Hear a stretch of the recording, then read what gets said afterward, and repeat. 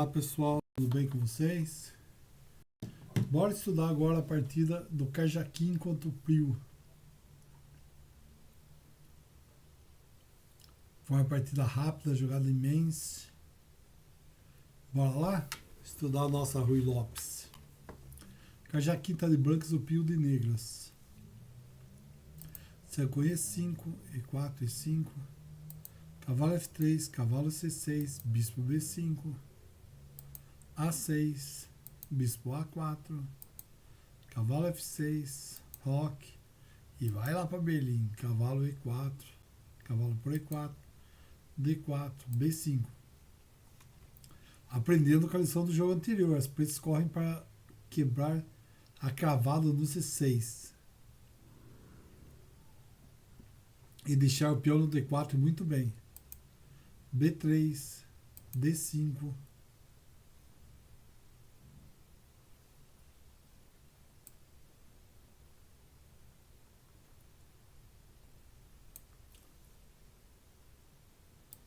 D por E5. Agora as pretas precisam enfrentar a ameaça de bispo por D5.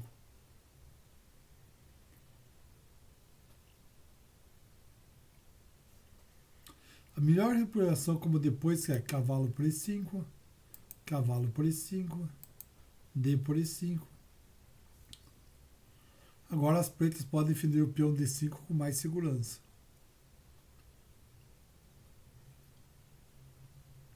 C6. E defendeu.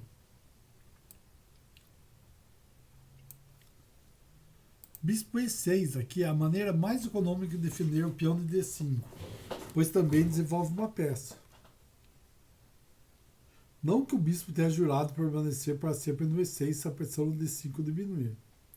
De repente se tornará agressivo com o bispo G4. Mas agora, nesse momento, ele é um peãozão, né? Colocando o cavalo e a dama brancos numa cavada estranha. Bora lá, jogo o cavalo de BD2. O plano das brancas para os próximos movimentos é bastante simples. Ele quer desalojar o cavalo negro de sua excelente posse central. Realmente, esse cavalo, olha a força desse cavalo, né? Ele domina casa aqui, casa aqui, casa aqui, casa aqui, casa aqui, casa aqui. Aqui, aqui. Aqui. Ele é muito forte. Cavalo no centro é muito forte. Então ele quer tirar o cavalo daí o mais rápido possível. Bispo C5. Quaisquer que sejam os deméritos da configuração dos peões das negras, não há como negar que ele tem um desenvolvimento mais livre de suas peças menores do que na Rui Lopes fechada. A ausência do peão branco no D4... não tem o peão branco aqui, né?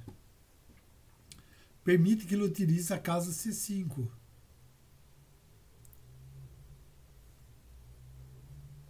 Com base para o bispo ou cavalo. Por outro lado, avanço temático C7, C5. Agora está bloqueado por pequenos pedaços aí, C5 e C6. As peças ativas das negras não perdoam por esse pecado contra os requisitos de turno de peões.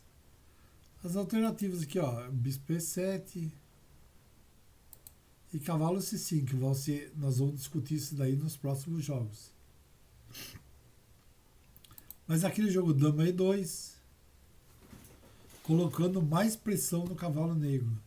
A dama também abre caminho para a torre D1 atacar o ponto D5. É o quê? Colocar a torre aqui para atacar esse peãozinho. Em vez de jogar 10 C3, roque, bispo C2, as negras podem tocar a acentuada variação de Worth, que é cavalo por F2, torre por F2, F6, rei por F6, bispo por F2, cheque, rei por F2, dama por F6. Que parece uma alternativa bastante decente para ele com base nos resultados. Mas poderia ter jogado cavalo por E4, D por E4, Bispo por E6. Dama por D1. Torre por D1. F por E6. Cavalo G5. Roque. Cavalo por E4. E tinha dado um duplo, né, nos peões.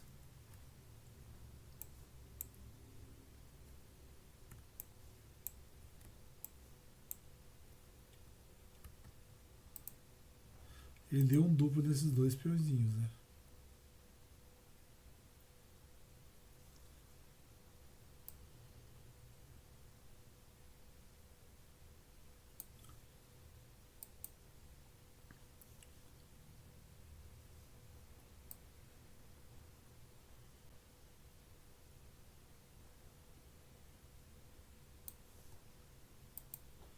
Aqui, ó, cavalo G6.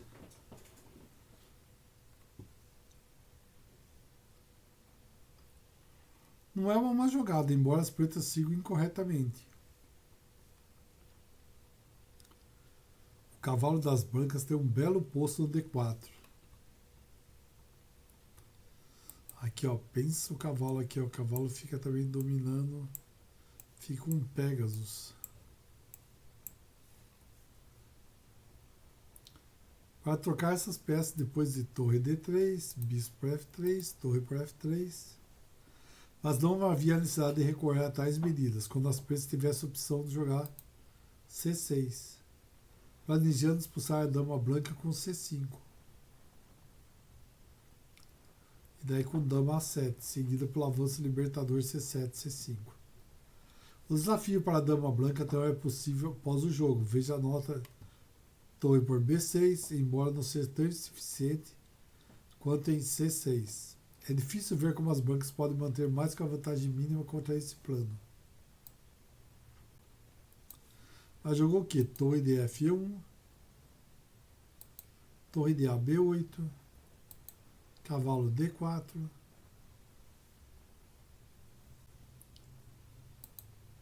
torre B6.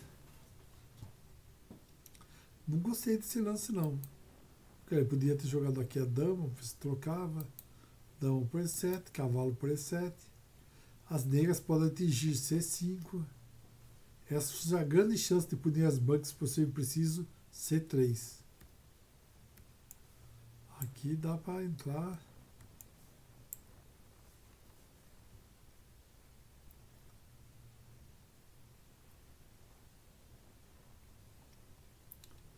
Mas bora lá. O E7. Dama por E7, cavalo por E7. B4. Bloqueando o peão das negras. Esse movimento preventivo não seria possível se o preto tivesse agido o movimento antes. Cavalo G6, G3, torre 8, F4.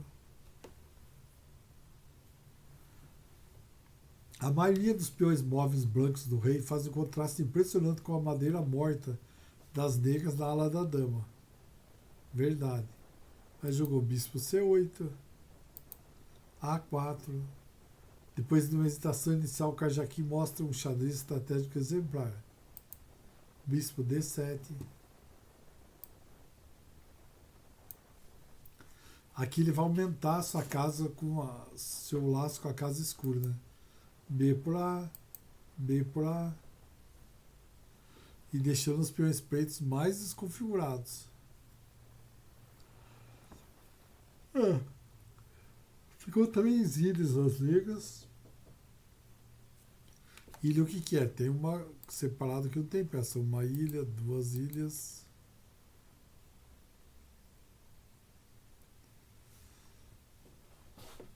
Tá 3 ilhas e as brancas estão em 2 ilhas.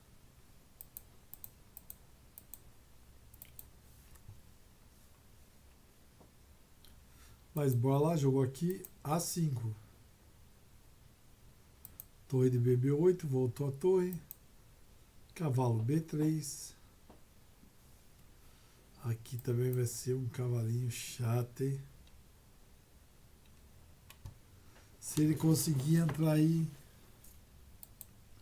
C6, cavalo C5, entrou. Agora como arranca esse cavalo daí, né? Vai ficar pentelhando aí. Ninzovich foi o primeiro a articular que seu jogador privado do avanço de breakout, exigido por sua estrutura de peões, aqui está C7, C5, para as negras, a casa que o peão teria avançado frequentemente se torna um forte posto avançado para uma peça inimiga. Que foi o caso do cavalo aqui. Bispo C8. Agora, como as brancas podem garantir que seu cavalo de C5 nunca possa ser desafiado? Trocar bispo por cavalo. Trocou, não há quem tire esse cavalo daqui, né? Porque vai ficar um bispo branco, torres e tá cercando, e ele está cercando os peões aqui. É bispo por G6. Essa troca garante que as pretas nunca possam organizar cavalo D7 para trocar pelo cavalo branco. Ou E6 para lutar pela casa C5. Ao mesmo tempo, as negras a privado sua peça menor que poderia defender as casas escuras. H por G6. Um exemplo didático de um bispo ruim, um fechado por seus próprios peões, dominado por um cavalo impressionante, pergunta: como você avalia que a posição das negras é ruim, mas defensável com muita coragem? Muito ruim, mas salvável para um Kramnik ou simplesmente perdendo? Qual o melhor plano para as brancas agora? O melhor, rei F2.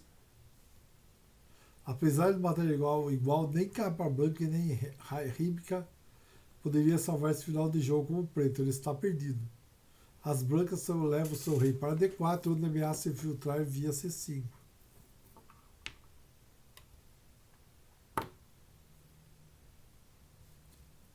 Eu ia jogar torre A8, cavalo E3, torre F8, rei D4, rei E7, rei D2, rei D8, cavalo B3. Uma troca de guarda. O rei branco vai para C5 para ameaçar avançar mais para a da dama negra. E com a ajuda de cavalo em D4, amarra o rei e o bispo negros em defesa do C6. C7, dama C5, bispo D7, cavalo D4, torre E7, H4, torre H8, torre de D E2, torre da H E8. Aqui as negras abandonaram depois de quê? Rei por B3.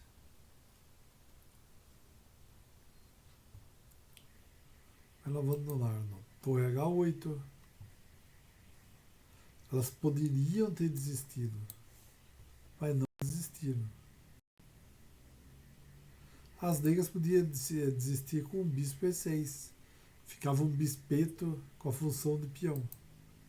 Mas jogou aqui E6, F por E6, cavalo por E6.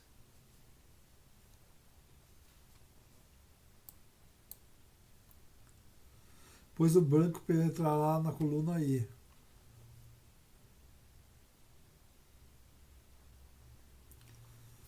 Agora vai ter que tirar. Deu cheque. Pode ir pra cá, pra cá. Pra cá, pra cá, pra cá. É isso. Certo, pessoal? Valeu, muito obrigado. Não esquece de curtir o vídeo se você gostou, se inscrever no canal, que nós vamos continuar analisando partidas e livros e tentando trazer de um jeito mais fácil para todo mundo. Muito obrigado a todos. Amanhã tem mais. Valeu, pessoal. Um abraço.